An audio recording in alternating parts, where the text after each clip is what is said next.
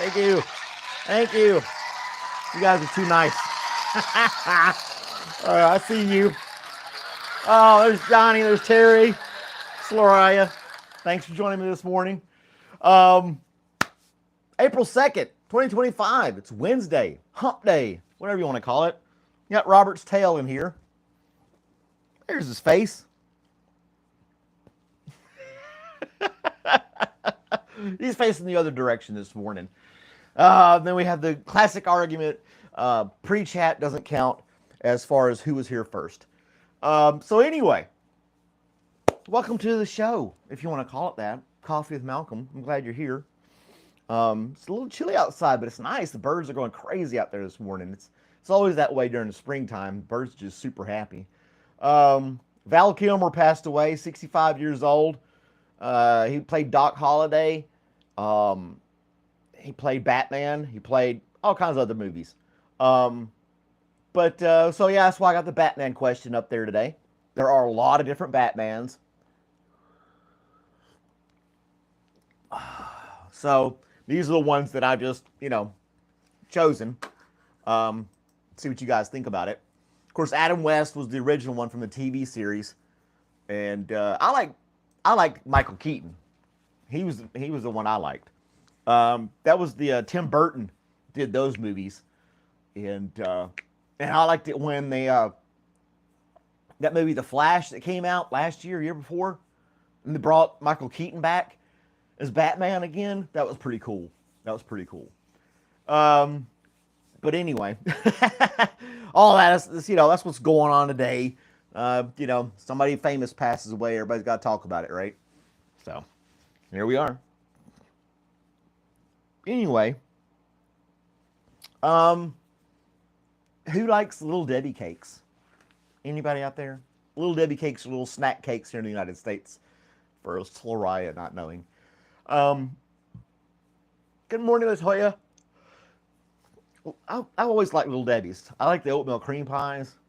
Those are really good. They brought back 4-bore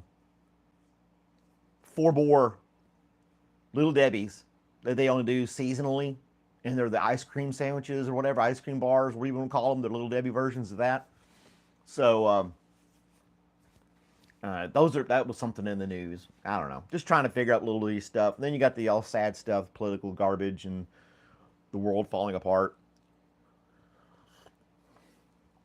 I don't remember Val Kilmer playing Batman, though. I know that he did. I just don't remember the movie. I can't remember watching the movie. I'm sure I did. But it's not like I watched Batman over and over again, Hey, Wesley! But, yeah.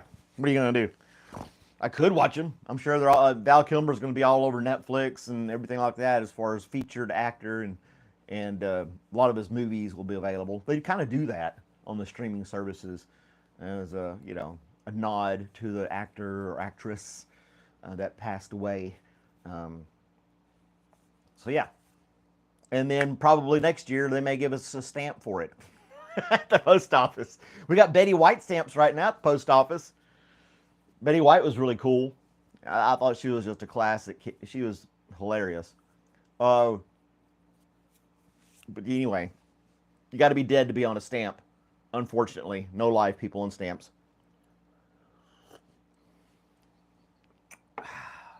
So you got that to think about as well. But yeah, we got Betty White stamps, and it may be a year or two. We might get a Val Kilmer stamp. I don't think he was as popular as Betty White.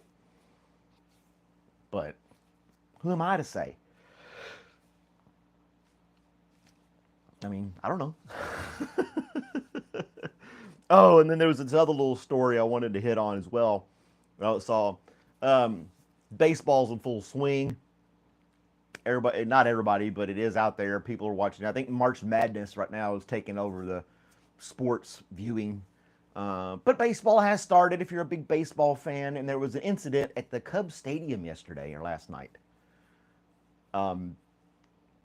Somebody tried to fly a drone into the stadium. They didn't try, they did.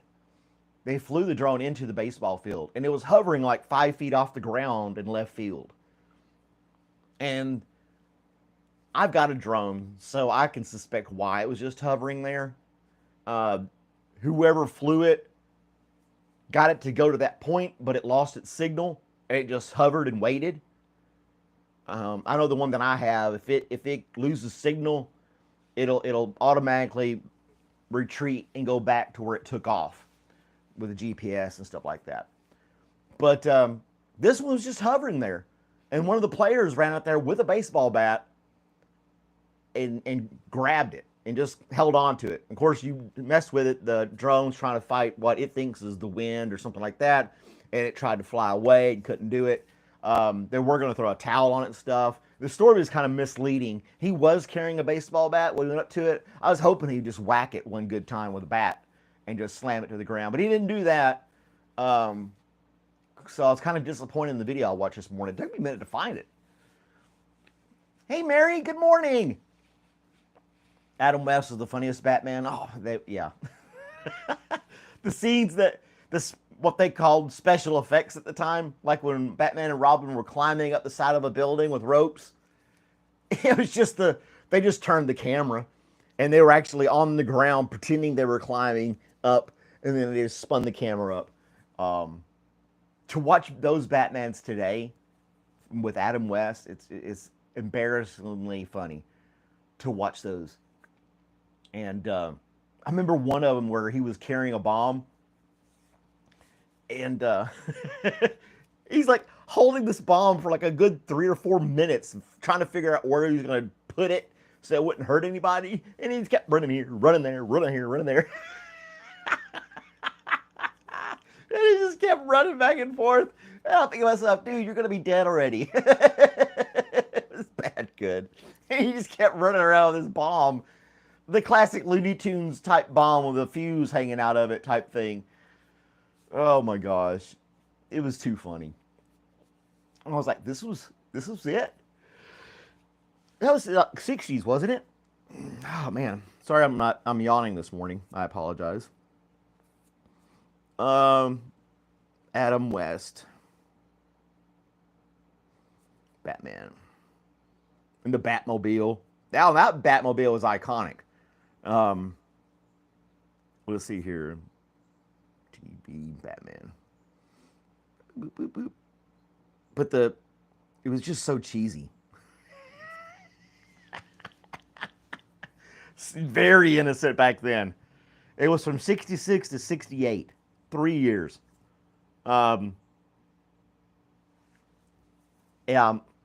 The way they do him now, he's all black and he's got this bulletproof suit on or whatever, and also their stuff, and he still fights and wins. But those back then. Oh, Terry's here, Mary. Don't worry. He's probably, I don't know what he's doing. But that's where you get the classic pow on the screen, right? And the bam, and the slap or whatever, and they would and show it on the screen. Oh gosh, I like to watch some of those and just laugh. For some reason, if you look in the reviews of it, like IMDb, it only has a 7.5 out of 10 rating. But it was from a different era, It was a completely different era. But the bag phone, I think I remember that. I didn't watch all of it. I've only seen a few, and I think mostly by mistake. It wasn't like I was trying to watch the old Batman. Something came up on the news. They were talking about Adam West, or they were talking about something else, and they would play part of a scene or something like that. But yeah, it's very comical. That's where you got your big pals on the screen, stuff like that. The Bat phone, right. Wasn't there some other TV shows that had stupid phones? What was the shoe phone? He took his shoe off.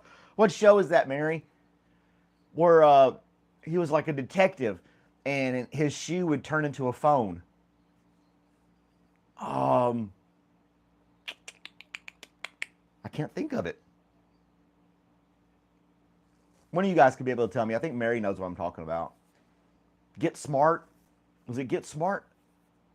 I think so. Where they had the different phones at the time. They didn't think about cell phones like we have today, little flip phones or these smartphones, nothing like that. But is Get Smart. It was Get Smart. So I would talk about really old TV shows with really cheesy props. Little cheesy props on them and stuff. Yeah. It was a takeoff on James Bond. It was hilarious. And then you got the Dick Tracy. He had the talking watch. You know, everybody thought that was so futuristic. And then when like the smartwatch came out, people laughed at it, and everybody's got one. People, made fun of people who had smartphones for the first time. And everybody's got one. So it's kind of cool how some of that stuff from, the 50s and 60s, where they predicted the future, kind of came true, but not really. I don't know. Not exactly as they dreamed or whatever. But they do reference the Cone of Silence. I don't remember the Cone of Silence. Mary's educating us on these old TV shows. But they still reference these old shows. Like there's some science. I like to look at technology stuff. Hey, Blue. And people still reference the Jetsons. Like everybody knows who the Jetsons is. Slariah doesn't know who the Jetsons are. But they talk about these little flying cars that they're trying to develop and stuff.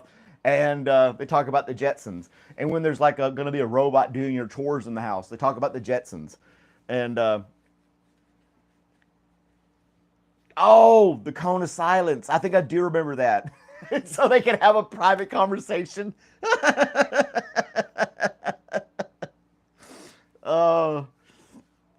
But yeah, they still reference old cartoons and old shows for modern stuff. It's like talk about if you're still back in time, you can't catch up with modern times. You can, you're part of the Flintstones. And then you're futuristic. You're the Jetsons.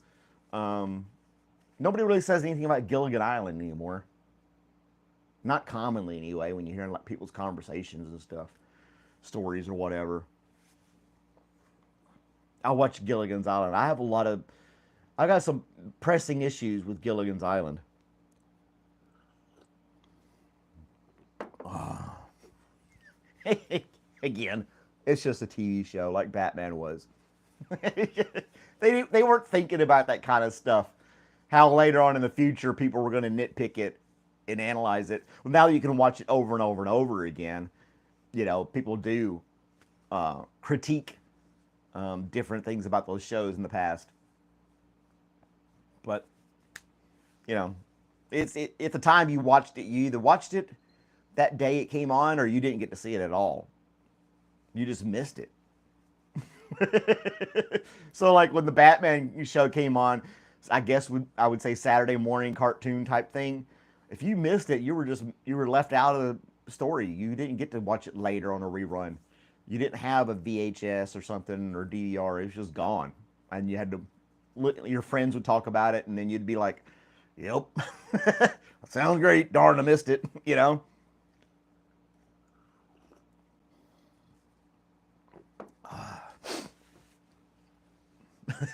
I don't know. I do like watching some of the Three Stooges. I can't get enough of the Three Stooges. I can watch them all day.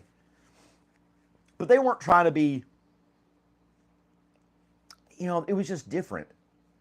They weren't trying to be futuristic or anything like that. They were, they played the era that they were in. They were just being silly with the things around them. So it wasn't like they were trying to, it's supposed to be like everyday life except stupid. Yeah, I guess you could say. And their antics and stuff. But yeah, I love watching the Three Stooges. The Gilligan's Island thing, though, that professor, he should have got him off the island a long time ago. There's no reason behind it. All the stuff they built, they couldn't patch a boat. I'm just saying. Oh gosh, that's the premise of the show. It had to keep going. I get it. My mom, I think it was my mom. She liked the show, I Dream of Jeannie. I remember seeing that when she'd twinkle her nose and magical things would happen. There's I Dream of Jeannie and Bewitched. You had those two that, basically were the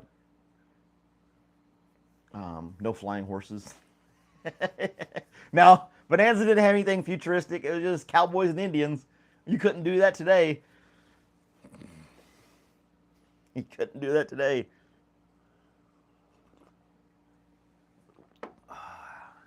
They try to do the Gilligan's Island stuff today with like those shows called Lost or Naked and Afraid or some of these other crazy Alone. These survival type things. But they're not making coconut phones. Bewitched had the twinkle nose. Oh yeah, and I Dream of Jeannie, she would fold her arms and nod her head. That's right. I got to get my old TV stuff together in my head. That's like, dang it, I'm going to fail that test. But I didn't watch a lot of it. It's just, it's something my parents watched that I would watch. My mom liked the Flintstones, so I know the Flintstones. And it was kind of like that. Flintstones was a cartoon version of, oh gosh, that really old show. The Honeymooners. Honeymooners. Crossed your arms, bounced your head, yeah. But, yeah, it's kind of like the Honeymooners type thing in a way. But it was silly stuff, cartoons. I like watching them simply because it was a cartoon. I really didn't get or understand half the stuff they were talking about in that show. I was really young then.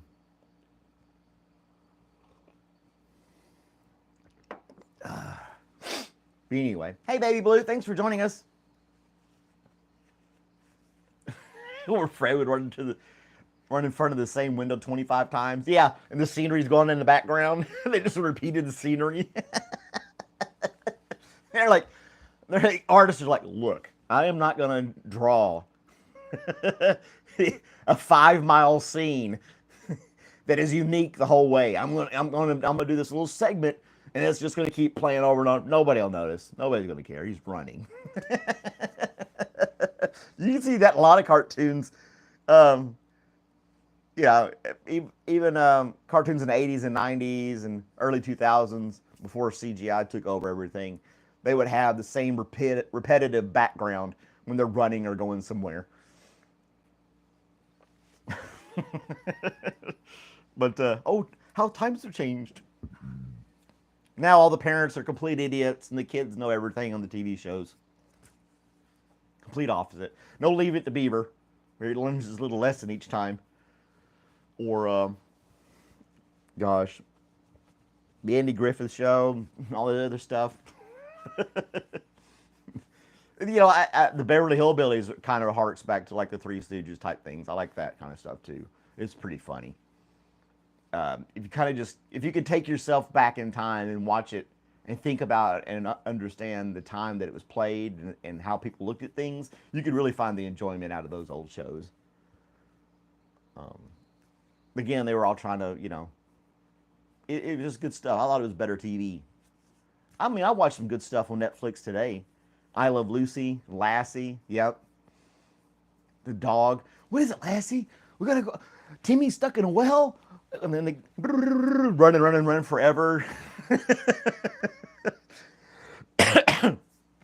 What is it, girl? And then the dog would run and he'd go find something and they'd have to save the day. That was a pretty dog, though. That was a very pretty dog. I don't watch cartoons anymore. As a kid, I did. Now, I can't say that. South Park, if you want to call South Park a cartoon, I guess I do watch cartoons still. But, oh well, that stuff's pretty damn hilarious, if you ask me. Right, Robert? How's Robert doing today? Oh, doing great. Thanks for asking.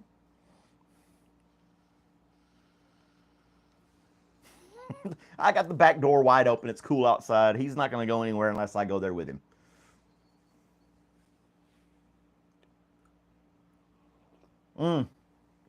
Oh, yeah, they always had double meanings in all those cartoons the kids watched.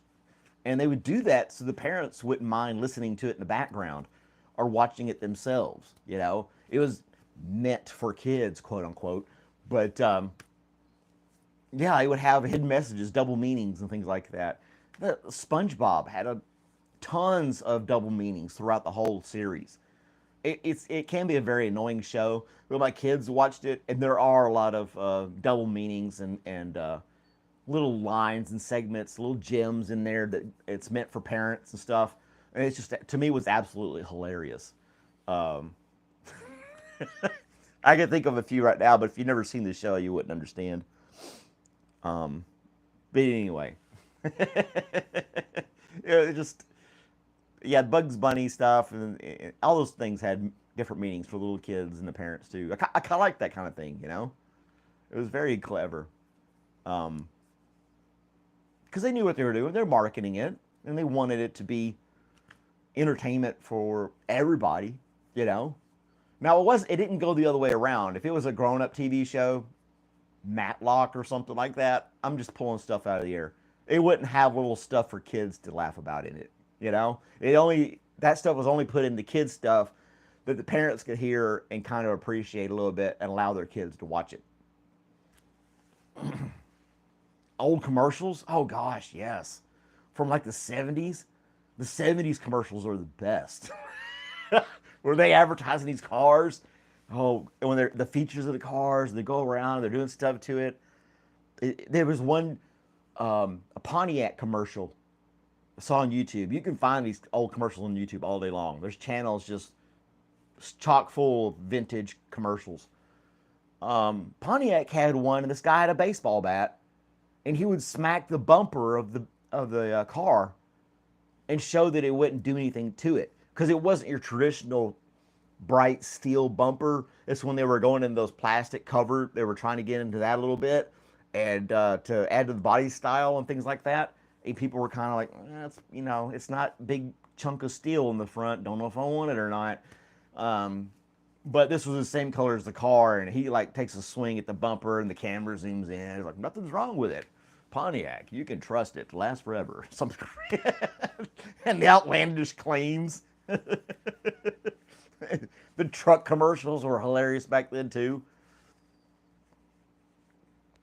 They actually talked about the product. Yeah,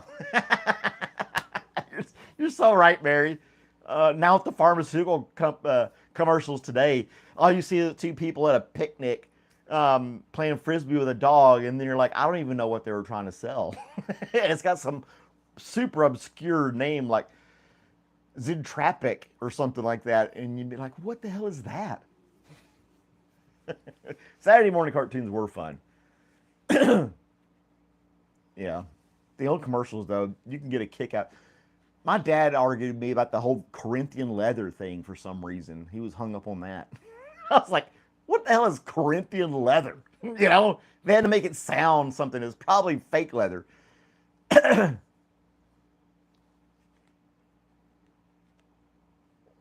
to babysit as a boy. Oh, yeah. I remember that with Baby Blue.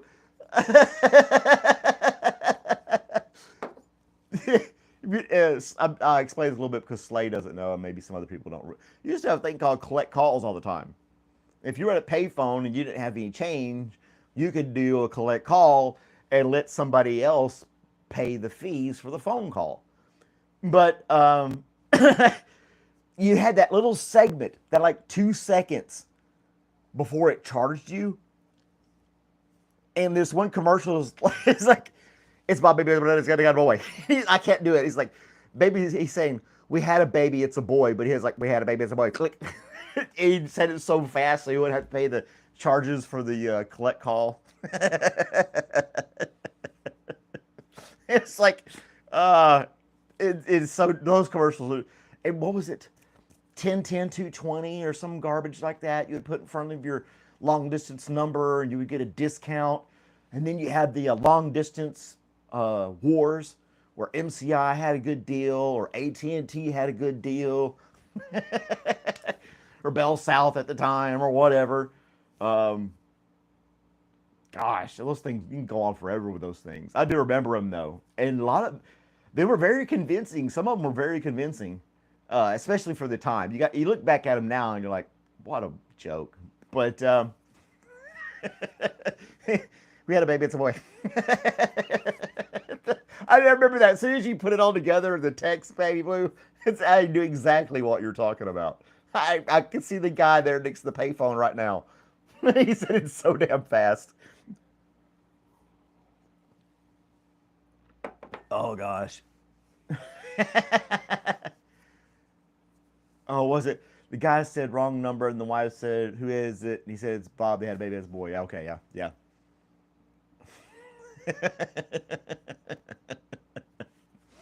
Can you imagine pulling a collect call now? I don't think you could do a collect call on a cell phone. It's counterintuitive at this point. But if you had like a home phone and you wanted to mess with your grandparents or something like that, and they still got a landline, like, do you accept the collect call from Malcolm? Yeah. And then your grandparents were like, something's, yes, yes, I'll take it. I just wanted to say hi.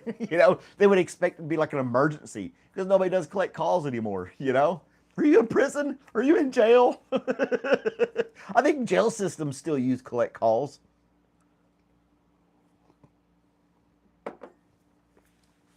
Oh yeah, your long distance phone calls. You'd be like just 2 towns over. You're like, that's a long distance call?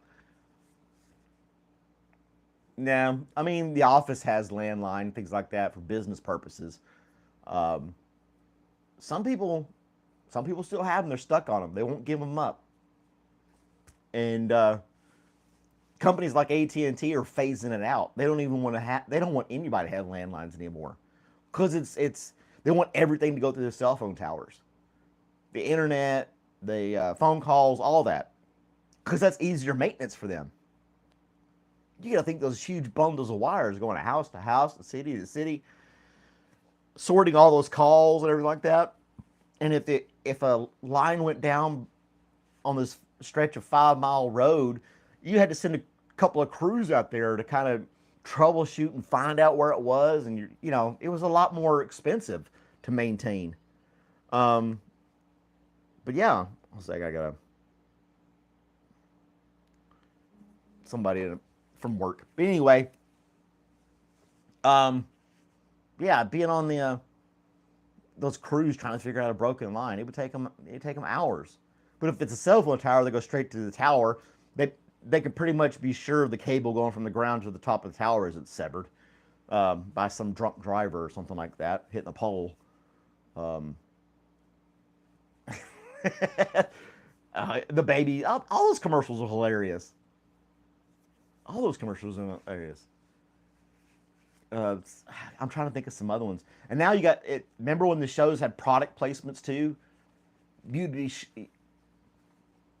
there was a time when TV shows would have these generic brands on the counter or the shelf in the kitchen or somewhere around the house. There was always some kind of generic type name, made up garbage. You knew it was a loaf of bread, but it had something on there like Tom's Best Bread or some garbage like that. It wouldn't be like Wonder Bread, as a product placement. And at the time, if I remember correctly, people making the TV shows, look, I'm not going to pay you endorsement fees. I can just make up a loaf of bread. I can make up a soda of some sort. We do something and save tons of money. Wouldn't have to do product placements. Um, but now companies are paying the TV shows like, please put my can of Coca-Cola in your show or that bottle of Tide detergent. So to see something like that in the show, I remember it was kind of odd because it caught me as younger person, child or whatever, when the TV shows did start having product placements in there, and then you would see it and be like, "Whoa, he's actually drinking a Pepsi."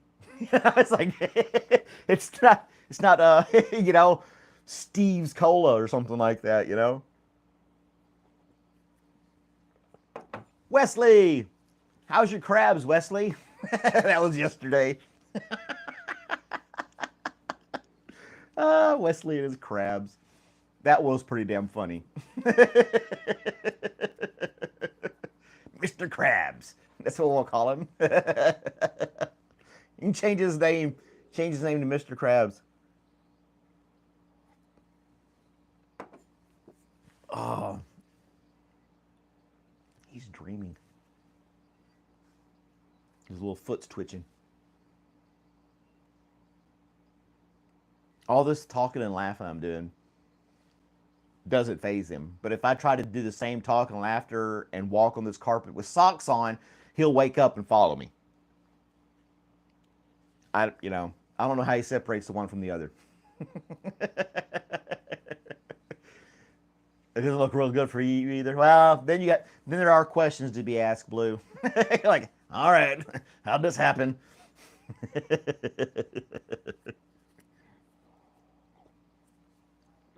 Oh, we first started watching cooking shows.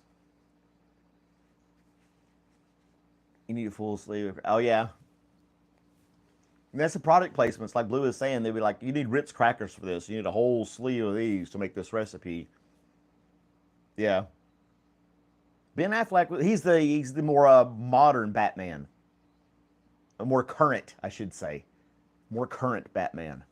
He's done like 4 of them, but they weren't just straight up Batman movies. It was like the Batman Superman movie where they're fighting each other, and where he shows up for like the when he had all these not spin-offs. What do you call them? They're DC comic movies, kind of like Marvel Universe, but DC version. Harley Quinn or something like that, or the Joker, or Joker didn't have Batman in it, but things like that.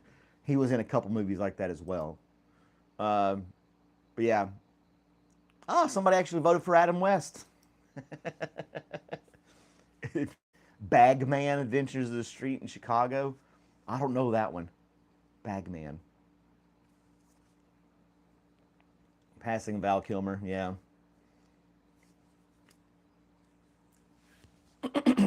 I don't know.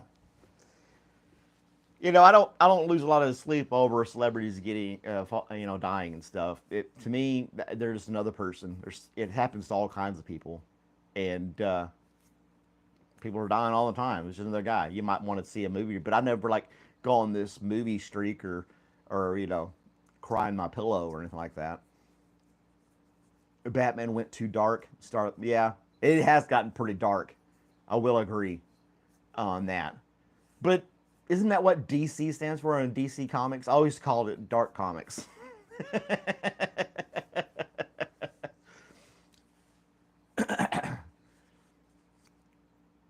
Jim Morrison passed again?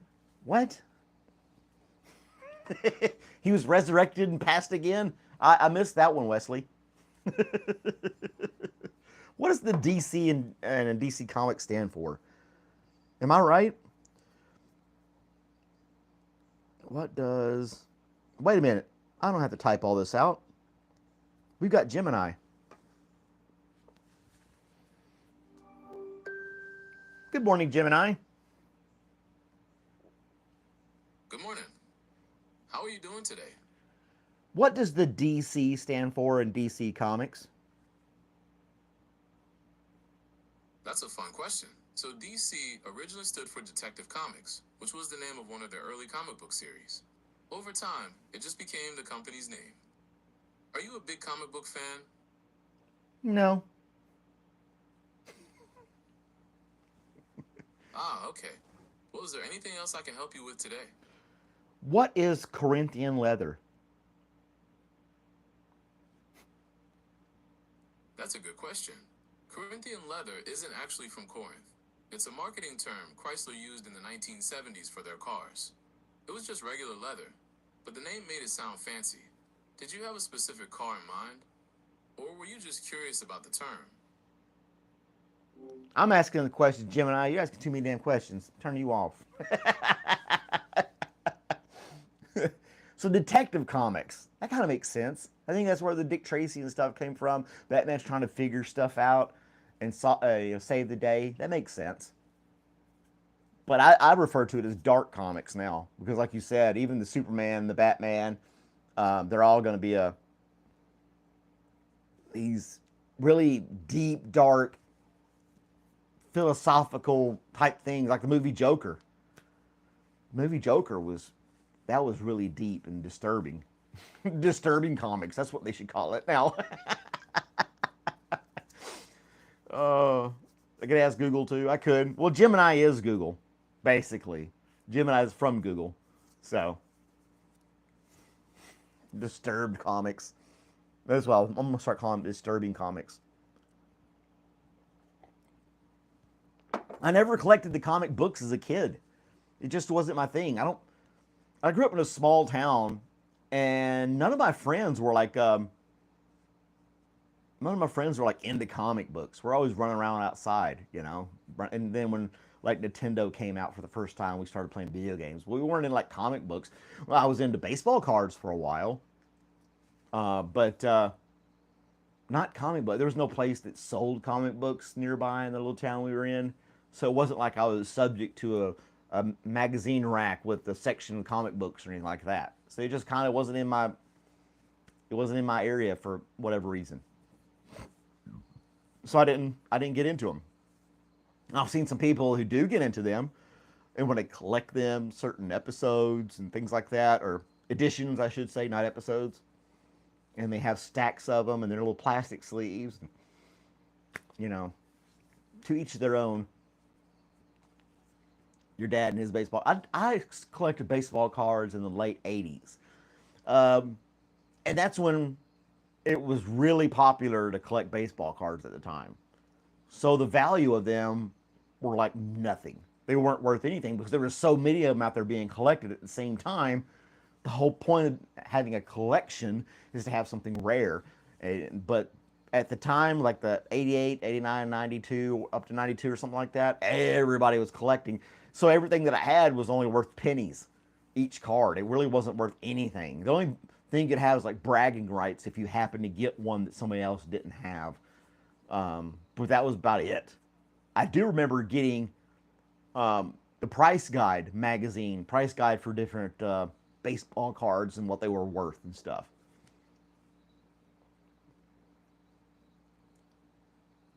Oh gosh. I did collect stamps as a kid too. I still think I have my stamp collection when I was a kid. It had this little special binder with the little stamps and had a little story by each stamp. And my dad was trying to, do stuff with me at the time. I still got them, I believe. I think they're outside in the trunk that I have out there. It trailed to your room, baseball cards and stuff.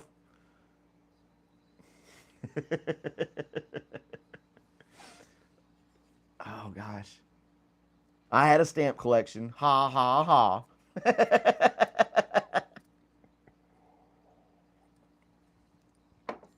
I did get into collecting random garbage though. Yeah. When they made collecting a business, and everybody was like, and you had Tops, you had Upper Deck, baseball cards, Fleer. Yeah. Oh, you bet on that yesterday? Wesley Blue had backdoor bets over here on me and stuff like that. That's funny. I never inspired to work for the post office as a kid, or I've only been working for 12 years, But yeah.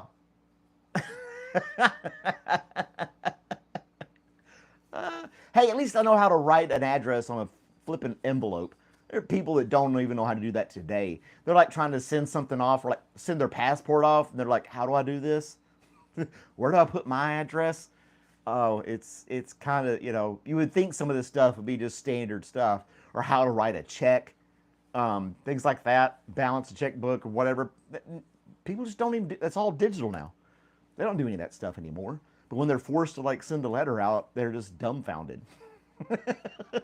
And at the same time, I go right back to the whole thing. You paid how much for that smartphone and you won't Google something to figure it out? There's going to be a YouTube video on there on how to do it. Kids can't count now. There was yesterday I heard some story, that was over the weekend.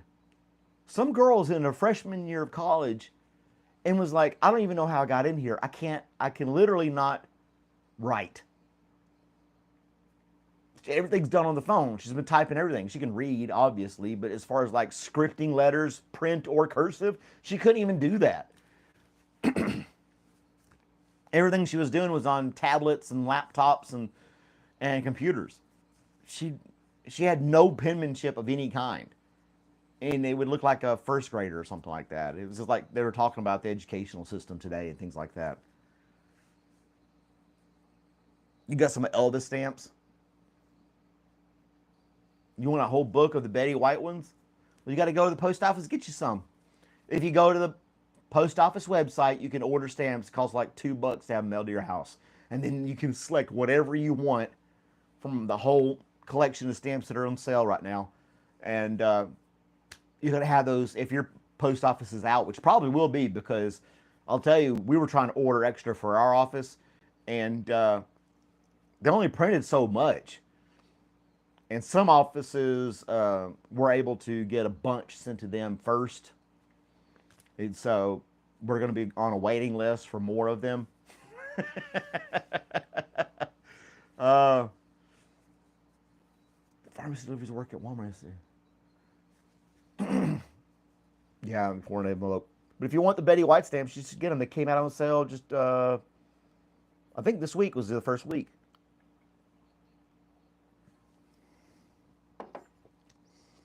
Black Heritage stamps were like, it depends on which office you're in. One office I was in, if I didn't have Black Heritage stamps on my display or available to buy, they would get pissed at me. They would get mad. I had to make sure I had Black Heritage stamps every year. And they always came out in February, Black History Month, right?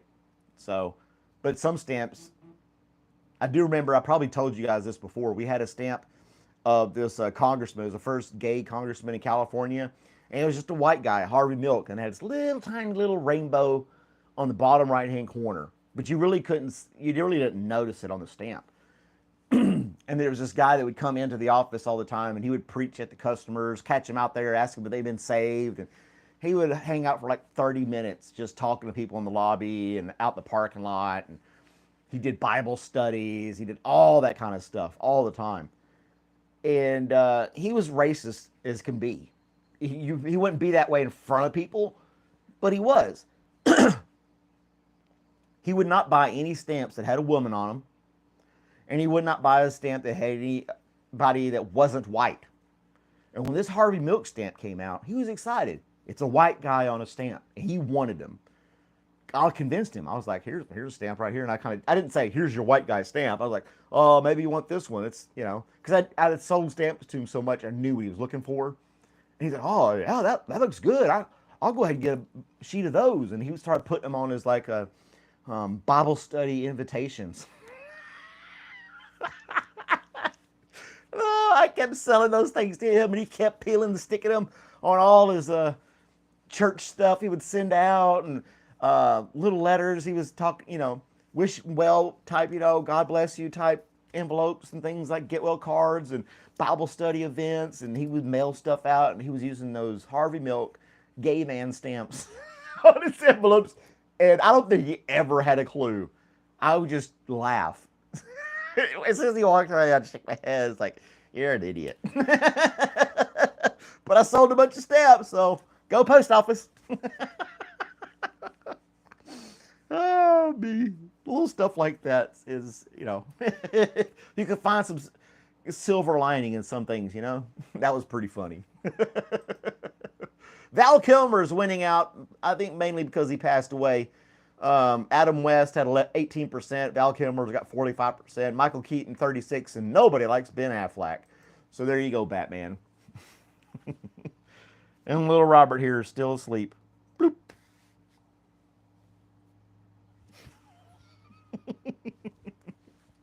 I think we had a good show today. I think it was pretty good. I'm glad you guys joined me. I almost drank my whole cup of coffee. About time to get off of here and go to work. But thank you guys for joining. Corinthian leather is leather, but it's just a fancy name for regular old leather. I thought it was like fake leather, but it's actually, but anyway. Anywho, you guys have a great day. Thank you for watching. Thank you for tuning in. Make sure you like, share, and subscribe. Heck, you could even be a member for 99 cents. Help support my bird feeder stuff and some of the props and things I get from my skits and things like that too. So whatever you guys can do in that, that's awesome as well. But take care. Compliment a stranger. You might make somebody smile. And I'll see you guys next time. Bye, guys.